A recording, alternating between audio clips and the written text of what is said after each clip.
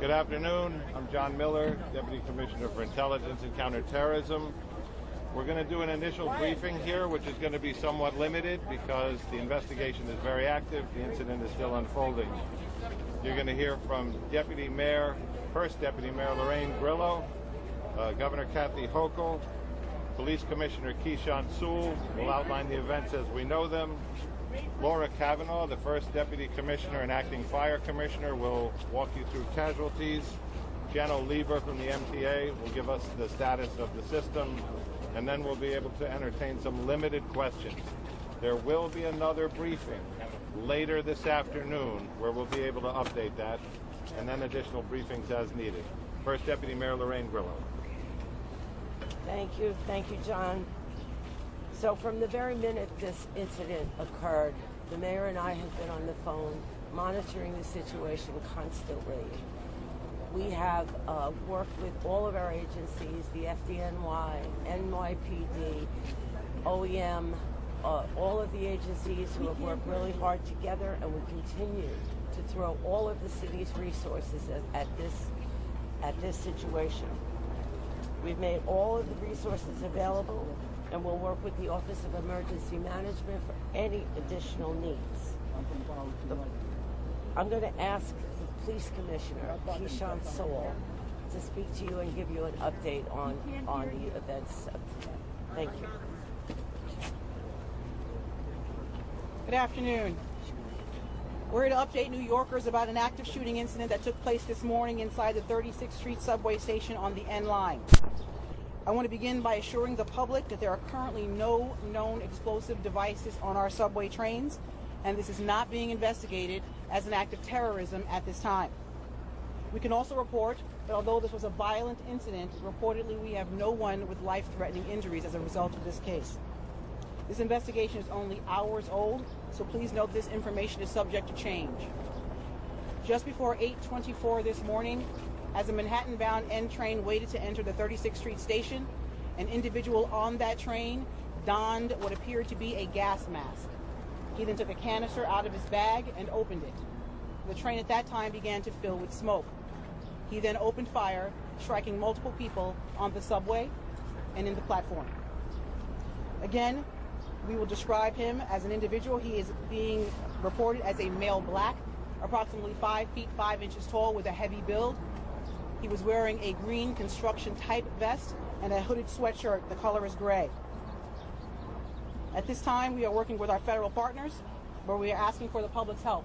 Anyone with information, videos, or photographs, no matter how insignificant they think it may be, is encouraged to call Crime Stoppers at 800-577-TIPS. All calls are strictly confidential. I'd like to turn it over to the FDNY to give information about the victims. Oh, I'm sorry. I apologize. The governor would like to speak now. Governor Hochul, my apologies. That's right. Good afternoon.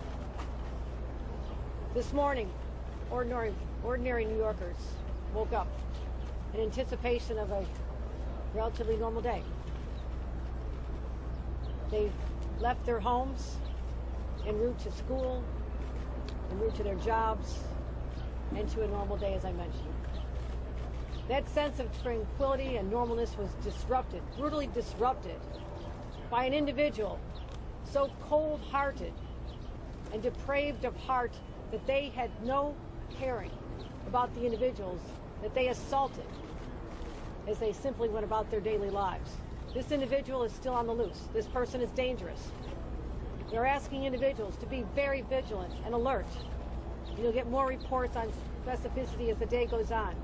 So this is an active shooter situation right now in the city of New York. I just got off the phone with the mayor. He's recovering well. He is monitoring. He's actively engaged in the situation. I wanted to let him know that the people of the entire state of New York stand with the people of this city, this community, and we say no more. No more mass shootings. No more disrupting lives. No more creating heartbreak for people just trying to live their lives as normal New Yorkers. It has to end, and it ends now. And we are sick and tired of reading headlines about crime, whether they're mass shootings or the loss of a teenage girl or a 13-year-old. It has to stop. I'm committing the full resources of our state to fight this surge of crime, this insanity that is seizing our city, because we want to get back to normal. It has been a long, hard 2 years. That's what we crave, that sense of stability and normalcy. And this is what the mayor and I are going to continue to work toward. And I thank the partners, the brave people of the MTA, the first ones who had the sense, the drivers of the train, to leave the station to make sure no more victims could be hurt. The NYPD, FDNY, state police, everyone involved in this has one purpose, and that's to stop the insanity of these crimes. You'll hear now from our fire department. I want to thank them for being there to help us diffuse a volatile situation, but we'll be giving continued reports as this day unfolds. Again, we ask everyone to be careful, be cautious, report what you see. It is likely that someone out there listening to this is going to help us lead us to that individual. You have a description of what they're wearing. You know the details.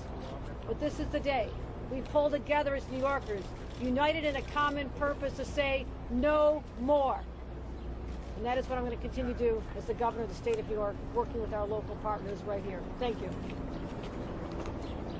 Thank you, Governor. Good afternoon. This morning, the FDNY received reports of gunshot victims in the subway. Thanks to their quick response, we were able to treat 16 patients. 10 of those patients are suffering from gunshot wounds at this time, and 5 of them are in critical but stable condition in our local hospitals. Can you say that again? Yes, we have 16 total patients. 10 of them are suffering from gunshot wounds, and 5 of them are in critical but stable condition at this time. And I'm going to pass it over to the MTA for an update on our subways. Okay. First of all, we have to thank the NYPD and the FDNY and the whole team who've done so much to protect us and help immediately to recover from this situation. And I also need to acknowledge the MTA workers who had the foresight to immediately move a train that was on the platform, the R train, out of the station so it could carry people to safety. That was smart thinking. Right now, B service is suspended, W service is suspended. The D and the N and the R are running with suspensions and some shuttle buses. And folks should check the website for latest. Obviously, it's a disrupted day, but a lot of the system is in fact running. I just want to say one thing on a personal note, which is on 9/11, I stood on 4th Avenue and watched people, New Yorkers, come back from that tragedy. And I watched New Yorkers help each other and storekeepers walk out and give people water. That was the same thing we saw on the platform today. We saw New Yorkers in a difficult situation, an emergency, helping each other. That's the subway riders. That's who New Yorkers are. Every day they're showing people in the subway, which is our public space, that New Yorkers of all varieties can come together in small spaces and get along and create something bigger. That's what we remember in these emergencies, as well as the tragedy and the thought for the quick recovery of the victims. Is New Yorkers are incredibly resilient, just as they are in every emergency, and we thank them for what they've done, and we thank the governor and the mayor for their leadership in all of our recovery from COVID and from every one of these challenges. So, just to reiterate, we're going to be very limited in what we are able to answer in questions. Just to also underline our partners here, we got Mike Regan. Mike Regan is the Assistant Special Agent in charge of the Joint Terrorism Task Force with the FBI and NYPD. John DeVito from ATF, who's helping us with tracing efforts and investigation. He's the Special Agent in charge for New York City. We have the Brooklyn District Attorney, Eric Gonzalez, who is also here. And, of course, Chief Ken Corey, Chief of Department, and First Deputy Commissioner Ed Caban. We'll start off with questions for the police. Was the shooting on the train? Was the shooting Is there a risk of further attacks? Suspect on the platform or in the train? And did it all happen in the 36th Street station, or what happened down in 25th Street? The suspect was in the train car. The shooting began in the train car. Commissioner, can you give us some more detail exactly what happened in the car? Did the suspect say anything? What type of weapon did he have? And what was going on inside the car as this all happened? So, as I stated before, we're only able to get limited information because it's under investigation. As the train was pulling into the station, the subject put on a gas mask. He then opened a canister that was in his bag, and then the car filled with smoke. After that, he began shooting. Is that a risk of further attacks? Guys, one time, guys, one time! Hang on. Commissioner, does this appear to be random?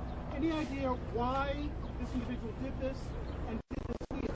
We do not know the motive at this time, but we're not ruling anything out. What are the other injuries that were not? The fire department.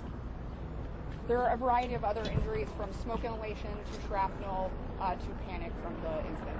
When you say shrapnel, what would the shrapnel come from? It could be from anything. It's still under investigation at this time, so it could be a grazing from a bullet. It could be from the panic after following the incident. Not from an explosive device. Not at this time.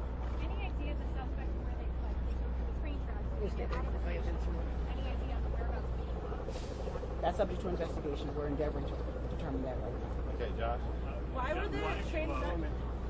Why do you connect this more to the litany of gun violence and not terrorism as just saying why we love terrorism? I'm not ruling out anything. We're determining what that motive is, and we'll find that out as the investigation Do continues. the victims tend to one particular ethnic group? No, sir. The victims have a variety. Is there a risk of further attacks on New Yorkers still in danger? We got time for about 2 more. Why were the trains not shut down immediately? And if they were, could it have been easier to catch the suspect? That's not the case. How were the other cameras side working in the injured? subway station? I'm sorry, I didn't hear you. Were the cameras working in the subway station? That's under investigation as we speak. Do you suspect this is an MTA worker, given that they were wearing a construction vest? We have not Possibly not a city worker or something? We have not identified the subject. He was wearing a green type construction Governor vest. Hochul, do you want to comment on the arrest of your Lieutenant Governor Brian Benjamin? Did he speak to you this morning? Were you aware, and will you continue to campaign with him? I'll be happy to report on that later today.